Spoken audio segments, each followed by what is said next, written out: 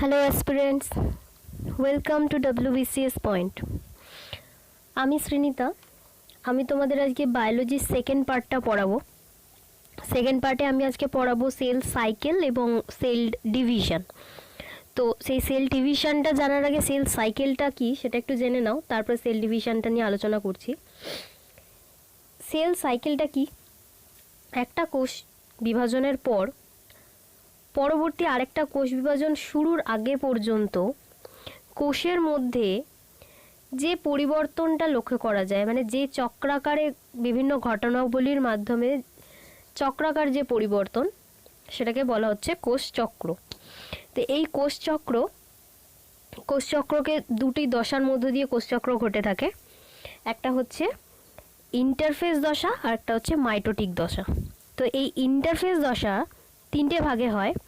একটা হচ্ছে G1 দশা, তারপরে হয় S দশা, তারপরে হয় G2 দশা, তারপরে হয় মাইটোটিক ফেজ। মাইটোটিক ফেজের মধ্যে কি আছে না, ক্যারিওকাইনোসিস আর সাইটোকাইনোসিস। মানে মাইটোটিক ফেজটা ক্যারিওকাইনোসিসের মাধ্যমে এবং তারপরে সাইটোকাইনোসিসের মাধ্যমে হয়ে থাকে। আবার ওই ক্যারিওকাইনোসিসেরও কতগুলো ভাগ আছে, মানে prophase, prometaphase, metaphase, anaphase, telophase. তো এইগুলো নিয়ে পরে আসছি। তো প্রথমে হচ্ছে ইন্টারফেজ। ইন্টারফেজটা কি? ইন্টারফেজটা হচ্ছে দুটো বিভাজন দশার মধ্যবর্তী যে সময়টাতে কোষ বিভাজিত হয় না, কিন্তু কোষ বিভাজন শুরুর যে প্রস্তুতি সেটা এই দশায় চলতে থাকে। তো সেটাই হলো ইন্টারফেজ দশা। তো এই ইন্টারফেজ দশা আমাদের যদি কোষ বিভাজনটা মোট 24 ঘন্টা সময় লাগে, ইন্টারফেজ দশায় কিন্তু 23 ঘন্টা সময় লাগে। ঠিক আছে? তো এই ইন্টারফেজ দশা তিনটে ভাগে হচ্ছে। তো সেই তিনটে ভাগ কি? G1 দশা, S দশা আর G2 দশা।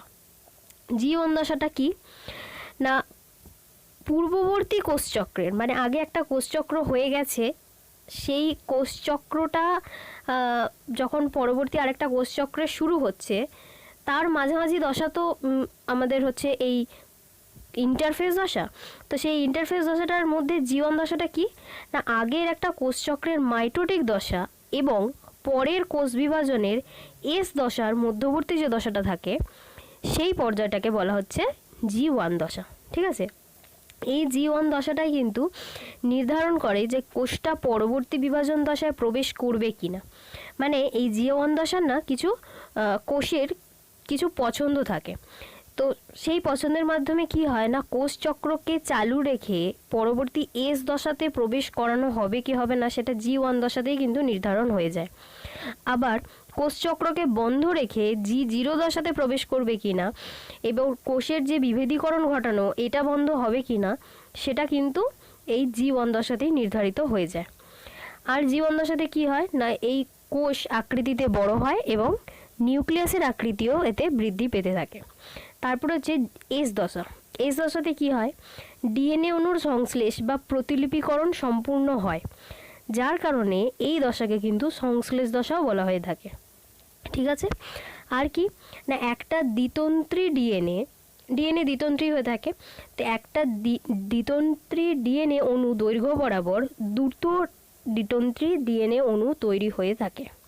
মানে কি হয় না, হ্যাপ্লয়েড কোষে 1C থেকে 2C হয়ে যায়, আবার ডিপ্লয়েড কোষে কি হয় না, 2C থেকে 4C হয়ে যায়।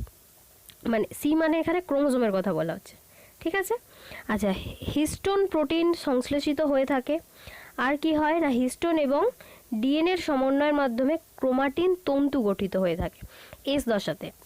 আর কি হয় না, প্রাণী কোষের সেন্ট্রোজোমও কিন্তু বিভাজিত হয়ে যায়, মানে বিভাজন দশা শুরু হয় এই S দশাতে। এরপর আসছি G2 দশা। G2 দশাটা কি না, ইন্টারফেজের S দশা এবং M ফেজের প্রোফেজ দশার যে মধ্যবর্তী দশাটা থাকে সেটাই হচ্ছে G2 দশা। এই G2 দশাতে কি হয় না, বিভিন্ন প্রকার আরএনএ অণুর সংশ্লেষ ঘটে, বেম তন্তু গঠনকারী প্রোটিনের সংশ্লেষ ঘটে থাকে। আর কি হয় না, নিউক্লিয়াস এবং সাইটোপ্লাজম আয়তনে আরও বৃদ্ধি ঘটে থাকে। তাহলে বললাম G1 দশা, S দশা এবং G2 দশা। তারপর হচ্ছে কি G0 দশা।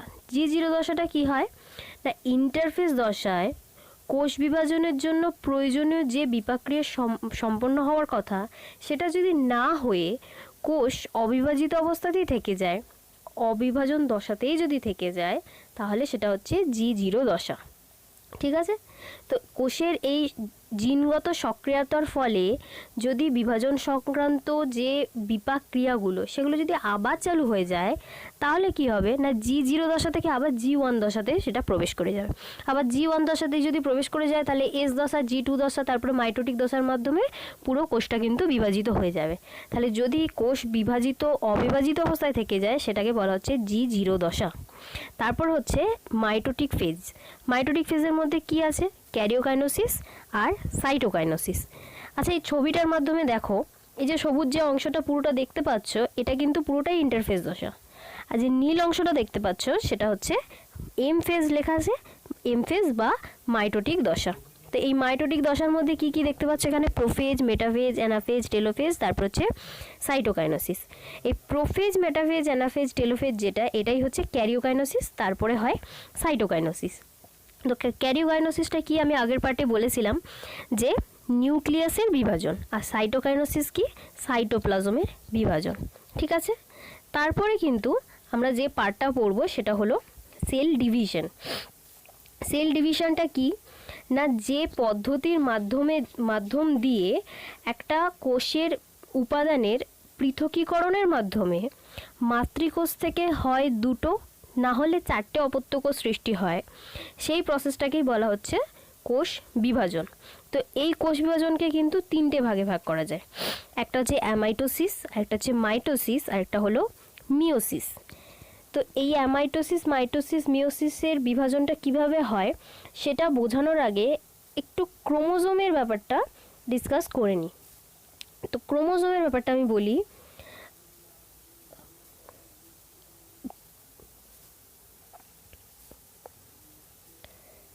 ক্রোমোজোমে একটা সেলের মধ্যে নিউক্লিয় পর্দার মধ্যে নিউক্লিওলাস, নিউক্লিওপ্লাজম থাকে। এবার ওই নিউক্লিওপ্লাজমের মধ্যে যে নিউক্লিয় জালকটা থাকছে সেটাকে আমরা পড়েছিলাম ক্রোমাটিন সূত্র। ক্রোমাটিন সূত্র পড়েছিলাম, সেটাই হচ্ছে ক্রোমাটিন। এই ক্রোমাটিনটা কি হচ্ছে? ডিএনএর সাথে হিস্টোন প্রোটিন একসাথে যখন যুক্ত হয়ে থাকে তো সেটাই হয়ে যাচ্ছে ক্রোমাটিন। ঠিক আছে, এবার এই ক্রোমাটিনটা যখন আরও ঘন হয়ে যাচ্ছে তখন এটাকে বলা হচ্ছে ক্রোমোজোম। এই ক্রোমোজোমটা কিন্তু আরও ঘন হয়ে যায়, এইরকমভাবে ঘন হয়ে যায়। এবার ঘনটা কেন হয়? ডিএনএ এবং প্রোটিন কিন্তু আরও পরস্পরের সাথে আবদ্ধ হয়ে যায়, যার কারণে জিনিসটা কি হয়? আরও ঘন হয়ে যায়। তো এটা কিন্তু ঘটে থাকে সেল ডিভিশনের সময়। সেল ডিভিশনের সময় কখন হয় সেটা আমি ডিভিশনের সময় বলে দিচ্ছি, কিন্তু এটা হচ্ছে ক্রোমোজোম। এবার এই ক্রোমোজোমটাই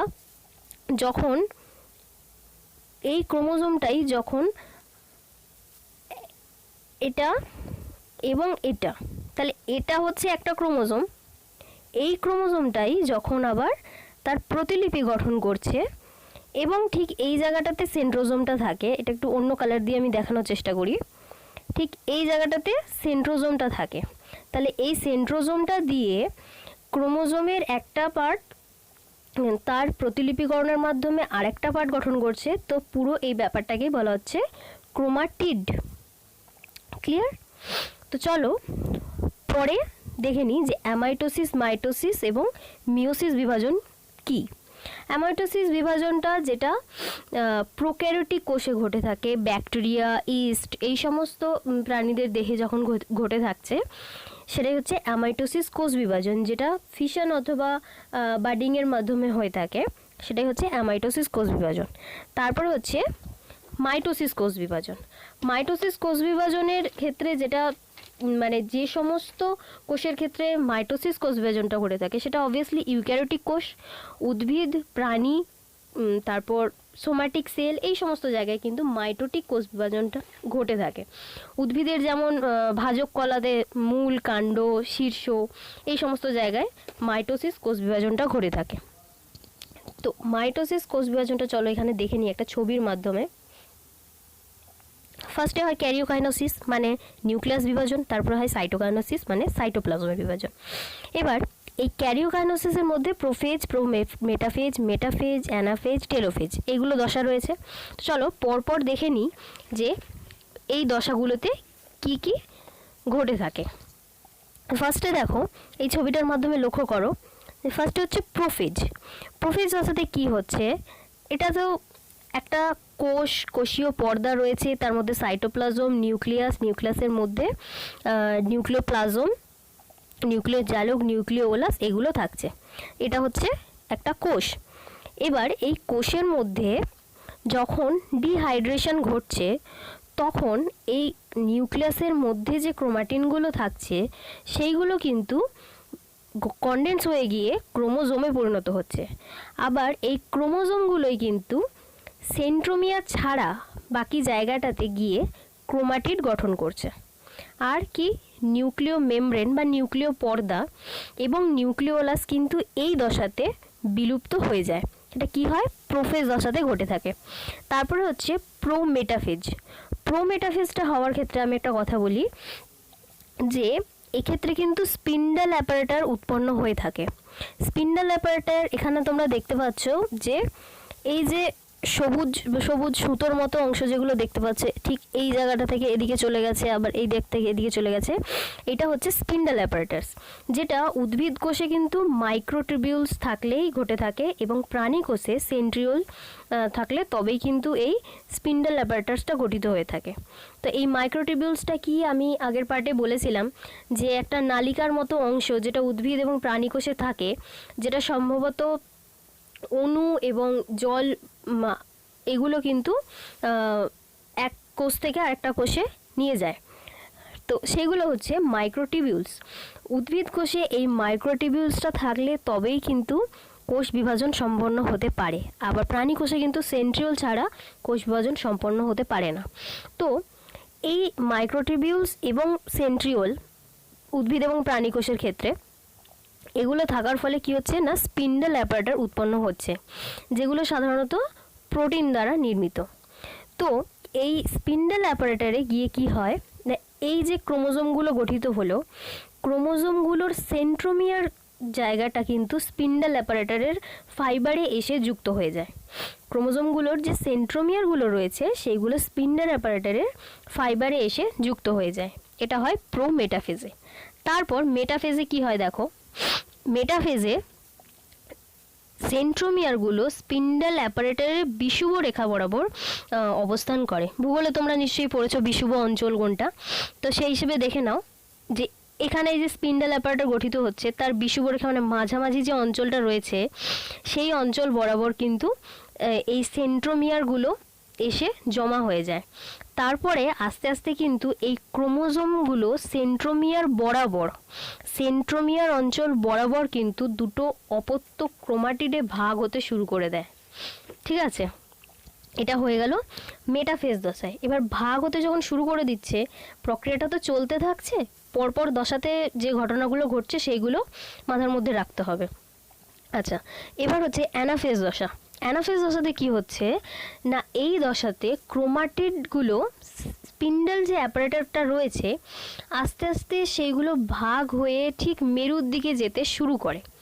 মেরুর দিকে যখন যেতে শুরু করছে তখন এই সেন্ট্রোমিয়ারের যে অবস্থান সেই অবস্থান অনুযায়ী যেভাবে ভাগ হচ্ছে সেটাকে আবার কতগুলো ভাগে বলা হচ্ছে। যেমন যদি একটা ক্রোমোজোমের সেন্ট্রোমিয়ারটা ঠিক মাঝামাঝি জায়গায় অবস্থান করে তাহলে সেটাকে বলা হচ্ছে মেটাসেন্ট্রিক। আবার যদি সেন্ট্রোমিয়ারটা মাঝামাঝি থেকে একটু নিচের দিকে বা সামান্য ওপরের দিকে অবস্থান করছে তাহলে সেটাকে বলা হচ্ছে সাবমেটাসেন্ট্রিক। আর অ্যাক্রোসেন্ট্রিক কোনটা না, একদম ক্রোমোজোমের ঠিক নিচের দিকটা মানে একদম শেষ প্রান্তে ঠিক আগে পর্যন্ত সেই জায়গাটাতে যদি সেন্ট্রোমিয়ারটা অবস্থান করে তাহলে সেটাকে বলা হচ্ছে অ্যাক্রোসেন্ট্রিক।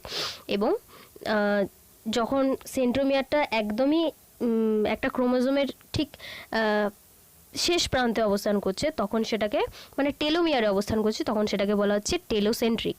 তো এইভাবে অবস্থান করার ফলে যখন অপত্য ক্রোমাটিডগুলো গঠিত হচ্ছে তখন মেটাসেন্ট্রিকের ক্ষেত্রে সেটা দেখতে ভি আকারের হয়ে যায়, সাবমেটাসেন্ট্রিকের ক্ষেত্রে সেটা দেখতে এল এর মতো হয়ে যায় এবং অ্যাক্রোসেন্ট্রিকের ক্ষেত্রে সেটা দেখতে জে এর মতো হয়ে যায়, টেলোসেন্ট্রিকের ক্ষেত্রে সেটা দেখতে কিন্তু আয়ের মতো হয়ে যায়।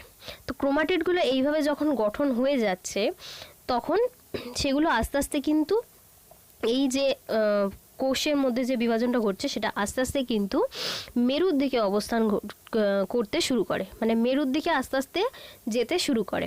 এটা হচ্ছে অ্যানাফেজ দশায়। এবার আসছি টেলোফেজ দশা। টেলোফেজ দশাতে কী হচ্ছে না, এটা কিন্তু প্রোফেজ দশা সম্পূর্ণ একটা উল্টো দশা।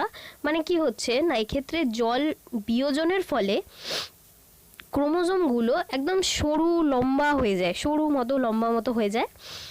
এবারে এক্ষেত্রে কিন্তু নিউক্লিয় মেমব্রেন, নিউক্লিয় ওলাস এইগুলো কিন্তু আবার আস্তে আস্তে পুনরায় আবির্ভূত হতে থাকে। এই যে দুটো দিকে চলে গেল, এবারে কিন্তু আস্তে আস্তে দুটো অপত্য নিউক্লিয়াস সৃষ্টি হতে শুরু করে দেয়। এরপর আসে সাইটোকাইনোসিস। সাইটোকাইনোসিস মানে হচ্ছে টেলোফেজের ঠিক শেষের দশাটা। টেলোফেজের যে শেষ দশাটা সেটাই হচ্ছে সাইটোকাইনোসিস। এই সাইটোকাইনোসিসে কি হচ্ছে না, এই যে স্পিন্ডল অ্যাপারেটার কথা বলছি এটা কিন্তু আস্তে আস্তে লুপ্ত হয়ে যায়, লুপ্ত হতে শুরু করে এবং বিষুব রেখা বরাবর উদ্ভিদ কোষের ক্ষেত্রে যেটা ঘটে থাকে সেটা হচ্ছে কোষ প্রাচীরকে স্পর্শ করে দেয়।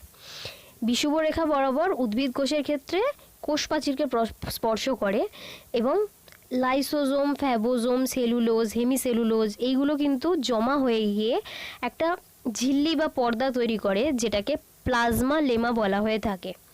এর ফলে কি হয় না, উদ্ভিদ কোষ, দুটো অপত্য উদ্ভিদ কোষ সেটা উৎপন্ন হয়ে যায়। আর প্রাণী কোষের ক্ষেত্রে যেহেতু কোনো কোষ প্রাচীর নেই, তাহলে সেক্ষেত্রে কি হয় না, প্রাণী কোষের ক্ষেত্রে কি হয় না, ওই বিষুব অঞ্চল বরাবর কোষের যে পর্দাটা সেটা কিন্তু ভেতরের দিকে ক্রমশ সংকুচিত হতে শুরু করে। এখানে যে ছবিটা দেখতে পাচ্ছ এটা অবশ্যই প্রাণী কোষের ক্ষেত্রে দেখানো হয়েছে। এখানে এই যে সাইটোপ্লাজমের এটা বিভাজন ঘটছে, এক্ষেত্রে কি হচ্ছে না, কোষ পর্দাটা যেটা সেটা আস্তে আস্তে ভেতরের দিকে সংকুচিত হতে শুরু করছে এবং একসময় মিলে গিয়ে দুটো আলাদা প্রাণী কোষ গঠন করে ফেলছে। ঠিক আছে, তাহলে এটাই হচ্ছে মাইটোসিস, কোষ বিভাজন, যেটা ক্যারিওকাইনোসিসও হলো, সাইটোকাইনোসিসও হলো। এবার আমরা পড়ব যে মিওসিস কোষ বিভাজনটা কিভাবে ঘটছে। তো মিওসিস কোষ বিভাজনটা কি না, এটা এমন একটা কোষ বিভাজন প্রক্রিয়া যেখানে নিউক্লিয়াস কিন্তু দুবার বিভাজিত হয় এবং ক্রোমোজোম একবারই বিভাজিত হয় এবং কোষ বিভাজনের শেষে মাতৃকোষ থেকে অর্ধ ক্রোমোজোম বিশিষ্ট 4টে ক্রোমোজোম উৎপন্ন হয়ে থাকে।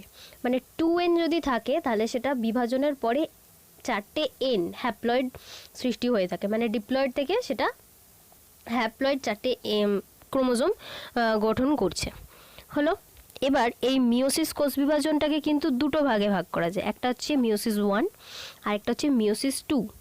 মিওসিস 1টাতে এটার অর্ধ ক্রোমোজোম গঠন হয় এবং মিওসিস 2 মানেই হচ্ছে মাইটোটিক কোষ বিভাজন আবার হয়, যে ক্ষেত্রে কি হচ্ছে না, আবার সমবিভাজন ঘটছে। মাইটোসিসের ক্ষেত্রে আমরা কি দেখলাম যে যতগুলো ক্রোমোজোম মাতৃকোষে থাকছে অপত্য ক্রোমোজোমেও কিন্তু সেম ক্রোমোজোম থাকছে, মানে সমবিভাজন হচ্ছে। কিন্তু মিওসিসের ক্ষেত্রে কি হয় না, অর্ধ ক্রোমোজোম সৃষ্টি হয়। তো এই মিওসিস কোষ বিভাজন যেটা, তার কিন্তু 4টে ভাগ, প্রোফেজ, মেটাফেজ, অ্যানাফেজ, টেলোফেজ। তো এই যে এখানে প্রোফেজ 1, মেটাফেজ 1, অ্যানাফেজ 1, টেলোফেজ 1, তারপর হচ্ছে সাইটোকাইনোসিস, তারপরে মিওসিস 2তে আবার কিন্তু মাইটোসিস কোষ বিভাজনটাই ঘটে থাকে। তো এই প্রোফেজ 1 এটাকে আবার 5টা ভাগে ভাগ করা যায়, সেটা হচ্ছে লেপ্টোটিন, জাইগোটিন, প্যাকাইটিন, ডিপ্লোটিন আর ডায়াকাইনেসিস। তো চলো প্রত্যেকটা দশা দেখে নিই কীরকম হয়। লেপ্টোটিন, লেপ্টো কথার অর্থ হচ্ছে সরু এবং টিন কথার অর্থ হচ্ছে সুতো। তাহলে এক্ষেত্রে কি হয় না, ক্রোমোজোমগুলো কিন্তু মোটা এবং খাটো হয়ে যায় এবং এই পর্যায়ে ক্রোমোজোম পুঁতির মতো দেখায়, একে ক্রোমোমিয়ার বলা হয়ে থাকে। এই পর্যায়ে ডিএনএ রেপ্লিকেশন হতে দেখা যায়। ঠিক আছে, তারপর হচ্ছে জাইগোটিন। এক্ষেত্রে কি হয় না, ক্রোমোজোমগুলো তাদের হোমোলোগাস ক্রোমোজোমের সাথে জোড়ায় অবস্থান করে বলে এই প্রক্রিয়াকে সাইনাপসিস বলা হয়ে থাকে। এই জোড়াগুলিকে বলে পিভ্যালেন্ট, ঠিক আছে। তারপর হচ্ছে প্যাকাইটিন। প্যাকাইজ মানে হচ্ছে থিক। এই ক্ষেত্রে কি হয় না, সেন্ট্রোমিয়ার ছাড়া ক্রোমোজোম বিভক্ত হয়, যেটাকে বলা হচ্ছে টেট্রাড। সেন্ট্রোমিয়ার ছাড়া কিন্তু ক্রোমোজোম বিভাজিত হয়। এটা প্রোফেজ দশার মধ্যেই কিন্তু এই দশাগুলো ঘটে থাকে। এবার প্যাকাইটিনে কি হয় না, সেন্ট্রোমিয়ার ছাড়া ক্রোমোজোমটা কিন্তু বিভক্ত হচ্ছে, যেটাকে বলা হচ্ছে টেট্রাড।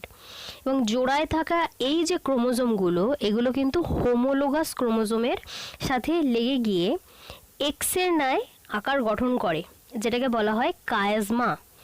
এরপর নন সিস্টার ক্রোমাটিডে ক্রসিং ওভার ঘটে থাকে। ক্রসিং ওভার কি আগের পার্টেই তোমাদের বলেছিলাম যে খণ্ডাংশের বিনিময় ঘটে থাকে।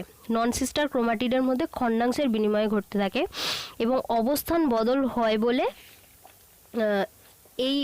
এই দশাতে লক্ষ্য করা যায়। অবস্থান বদলটা হয় বলে, মানে এরকম ক্রসিং ওভারটাকে তো এটাই বলা হচ্ছে যে খণ্ডাংশের বিনিময়, মানে সেটাই হচ্ছে ক্রসিং ওভার। তারপরে হচ্ছে ডিপ্লোডিন। ডিপ্লোডিন মানে বলা হচ্ছে যে ডাবল। তাহলে এই দশার সেন্ট্রোমিয়ার বরাবর দূরে সরে যেতে থাকে এই যে ক্রোমোজোমগুলো, সেগুলো কিন্তু দূরে সরে যেতে চায়, কিন্তু কায়াজমাতে গিয়ে আটকে থাকে বলে অ্যাকচুয়ালি তারা দূরে সরতে পারে না। তো এর ফলে কিছু লুপ তৈরি হয়। তারপর হচ্ছে ডায়াকাইনেসিস। ডায়াকাইনেসিসের ক্ষেত্রে কি হয় না, নিউক্লিয় ওলাস এবং নিউক্লিয় মেমব্রেন বিলুপ্ত হয়। তার মানে মিওসিসের প্রোফেজের ফার্স্ট দশাতে আমরা কি দেখছি যে এতগুলো দশার মধ্যে বিভিন্ন কার্য হচ্ছে, ডায়াকাইনেসিসে এসে আমরা দেখতে পাচ্ছি যে নিউক্লিয়াস, নিউক্লিয় মেমব্রেন এইগুলো কিন্তু বিলুপ্ত হয়। তারপরে হচ্ছে মেটাফেজ 1। মেটাফেজ 1-এ কী হচ্ছে না, এই ধাপে কোষের স্পিন্ডল অ্যাপারেটারটির বিষুব রেখা থেকে সমান দূরত্বে ক্রোমোজোমগুলো অবস্থান করে। এক্ষেত্রে মাইটোসিসের মতো ক্রোমোজোম সেন্ট্রোমিয়ার বরাবর বিভক্ত হয় না এবং ক্রোমোজোমগুলো সেন্ট্রোমিয়ার সহ স্পিন্ডল অ্যাপারেটার্সের মেরুর দিকে যাত্রা শুরু করে। বুঝতেই পারছো মেটাফেজ দশাতে তাহলে কি ঘটছে না, স্পিন্ডল অ্যাপারেটারগুলো বিষুব রেখা থেকে একদমই সমান সমান দূরত্বে অবস্থান করতে শুরু করে, ঠিক আছে। আর কি হচ্ছে না, মাইটোসিসের মতোই এখানে কি ঘটনা ঘটছে না, স্পিন্ডল অ্যাপারেটারের মেরুর দিকে কিন্তু যাত্রা শুরু করে দিচ্ছে এই সেন্ট্রোমিয়ার সহ ক্রোমোজোমগুলো যে আছে সেগুলো মেরুর দিকে যাত্রা করতে শুরু করে দেয়। তারপর হচ্ছে অ্যানাফেজ। অ্যানাফেজে কি হয় না, মাইটোসিসে ক্রোমোজোমগুলো বিভক্ত হয়ে ক্রোমাটিডগুলোর মেরুর দিকে যাত্রা শুরু করতো, কিন্তু মায়োসিসে ক্রোমোজোমগুলোই যাত্রা করে এবং তা ক্রোমোজোমগুলো VLJI এর মতো আকার গঠন করে। তারপর হচ্ছে টেলোফেজ। টেলোফেজে কি হয় না, ক্রোমোজোমগুলো মেরুর দিকে অবস্থান করে এবং এক্ষেত্রে জলযোজন ঘটে, মেরুর দিকে নিউক্লিয়াস গঠন করে এবং নিউক্লিয়ার মেমব্রেনও আবার এখানে গঠিত হয়ে যায়। তাহলে এটা হয়ে গেল মিওসিস 1। মিওসিস 2-তে কি হচ্ছে না, সেম মাইটোসিস বিভাজনের মতনই মিওসিস বিভাজন এখানে ঘটে থাকছে। তো এই মিওসিস বিভাজনের ফলে কি হয়, মিওসিস বিভাজনের ফলে জনন কোষ তৈরি হয়, ফলে পরবর্তী প্রজন্ম সৃষ্টি হয়। ক্রোমোজোম সংখ্যা কিন্তু অর্ধেক হয়ে যায়, ফলে জাইগোট তৈরি হয় এবং এই যে ক্রোমোজোমের সংখ্যা আগের মতো হয়ে যায়। পৃথিবীতে থাকা বিভিন্ন জীবের বৈশিষ্ট্যের পার্থক্য হয় মায়োসিস কোষ বিভাজনের ফলে।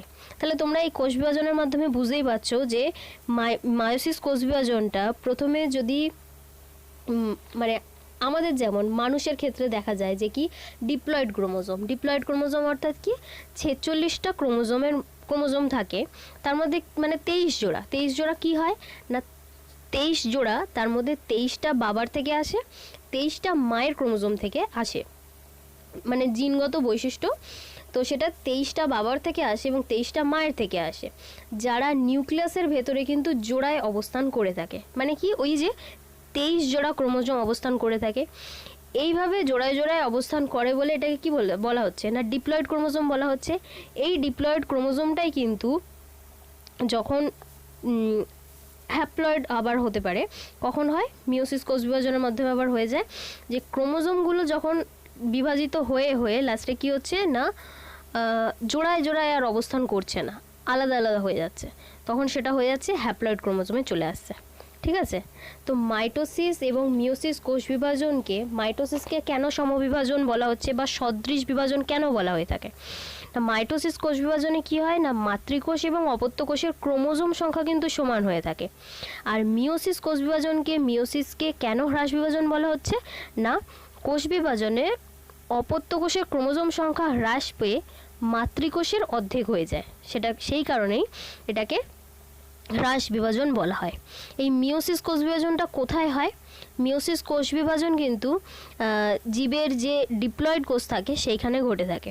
যেমন হচ্ছে জনন গ্রন্থি, অর্থাৎ শুক্রাশয়ের যে স্পার্মাটোসাইট, ডিম্বাশয়ের প্রাইমারি উসাইট, এই সমস্ত জায়গায় কিন্তু এই মিওসিস কোষ বিভাজন ঘটে থাকে। আবার উদ্ভিদের ক্ষেত্রে কি হচ্ছে না, পুংরেণুস্থলীর যে পুংরেণু যে মাতৃকোষ সেইখানে ঘটে থাকছে। স্ত্রীরেণু মাতৃকোষের যথাক্রমে যে কি বলবো, পুংরেণু এবং স্ত্রীরেণু, তার উৎপাদনকালে কিন্তু মিওসিস বিভাজন ঘটে থাকছে। ঠিক আছে, তো আশা করছি বুঝতে পারছো যে মিওসিস, মাইটোসিস কোষ বিভাজন কিভাবে ঘটছে, প্রত্যেকটা আলাদা করে বুঝিয়ে দিলাম। তোমাদের মধ্যে কেউ কমেন্ট করেছিল যে ক্রোমোজোমটা একটু বুঝিয়ে দিতে, তো ক্রোমোজোমটাও বলে দিলাম, ক্রোমোজোম, ক্রোমাটিন সবই বলে দিলাম। আশা করছি বুঝতে পেরেছো তোমরা। যদি কোনো জায়গাতে বোঝার অসুবিধা থাকে অবশ্যই কমেন্ট করো এবং আমাদের চ্যানেলগুলোকে ফলো করতে থাকো, লাইক করো, যত পারো শেয়ার করতে থাকো। তো দেখা হচ্ছে পরের ক্লাসে। পার্ট 3-তে আমরা কিন্তু এই সেল ডিভিশন, সেলের স্ট্রাকচার, এই সমস্ত পার্টের পুরো চ্যাপ্টারটা থেকে কিন্তু থার্ড পার্টে আমরা কোশ্চেন অ্যান্সার আলোচনা করব। তো অবশ্যই আমাদের সাথে থেকো, ভালো থেকো, টাটা।